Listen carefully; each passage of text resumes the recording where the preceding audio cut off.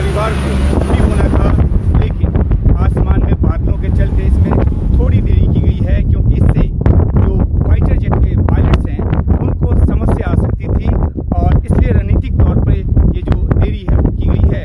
एक अन्य जानकारी ये भी कहती है कि इजराइल में जो इमरजेंसी सरकार बनी है उसमें गाजा पर हमले को लेकर कुछ मतभेद है।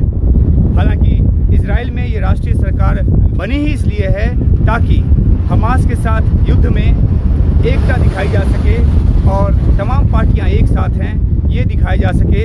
इसलिए अगर किसी तरह का कोई मतभेद है भी तो वो जल्द ही सुलझा लिया जाएगा, ऐसी उम्मीद है। इस बीच इजराइल के पीएम नेतन्याहू ने फ्रंट लाइन का दौरा कर सैनिकों की हौसला अफजाई की है और कहा है कि अगला कदम उठाया जाने वाला है। उन्होंने कल ही ये दृश्य आया कि किस तरीके से फॉरवर्ड जो इलाके हैं, फ्रंट लाइन है, वहाँ वो सैनिकों से मिल रहे हैं। सीमावर्ती इलाकों से आम लोगों को निकालने का सिलसिला जारी है। ग्राउंड ऑपरेशन शुरू होने के साथ जिन इलाकों पर जवाबी हमले का खतरा है उन इलाकों से लोगों को सुरक्षित स्थानों पर ले जाया जा रहा है।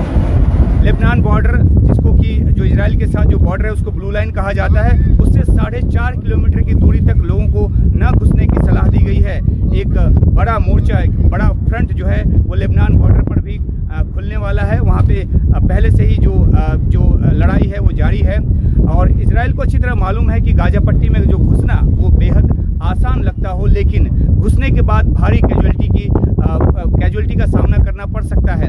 गाजा की संकरी गलियां और सड़कों पर हमास के लड़ाके उसे ज़बरदस्त फाइट देंगे।